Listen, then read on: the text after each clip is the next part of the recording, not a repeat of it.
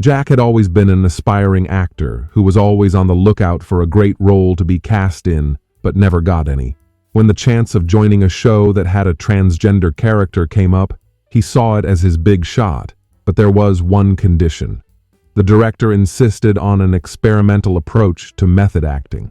Jack had no idea what he was signing up for, but he was desperate. "It is not simply an imitation," Vera, the instructor, said with a smile. "It's about becoming the character.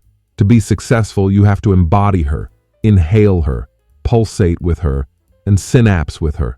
Not Jack anymore, but Chloe. Can you do that, Chloe?" Jack raised his eyebrows, unsure. "Are you serious?" Vera chuckled.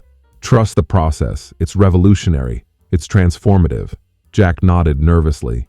He could not tell whether this was part of the act or not, but it did not matter.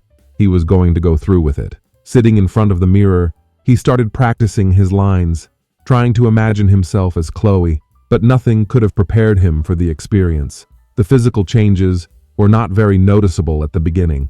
Jack's actions began to change gradually as the thoughts of how Chloe would behave started to develop in him. He saw himself becoming more erect, the way his hands were now gesturing. He mimicked her manner of speech, the pitch, the pace, and even the facial gestures that Chloe would use. He felt as if he was in a way identified with the character in a way that was beyond just portraying. Days went by and Jack became more and more lost in the new world of power and influence. He began to take care of his body and think about it in a way that he never used to. His muscles were no longer tight, and his movements became smoother, more graceful, even graceful, like a woman. It was not a miracle, but a process of mental and physical conditioning of the human body and mind. The acting was not only skin deep, it was transforming how he saw himself. The physical appearance of Chloe was in the process of being constructed in Jack's mind. He also looked more feminine in his posture. He started dressing more like a woman, buying clothes that accentuated his newly developed body, shoes that made him walk like a woman. Each day, it was becoming increasingly hard to tell if he was merely acting as Chloe or if he was actually living as Chloe. Thus, during the transformation, Jack started to empathize with Chloe and her story. He strolled along the road and observed how people treated him in a different way. There was a weakness in the social relations of individuals with Chloe, which was not present in the case of Jack. It was like the world changed its perception about him, and he had to adjust to the new perception. The most transformative event occurred when Jack saw himself as Chloe in the mirror.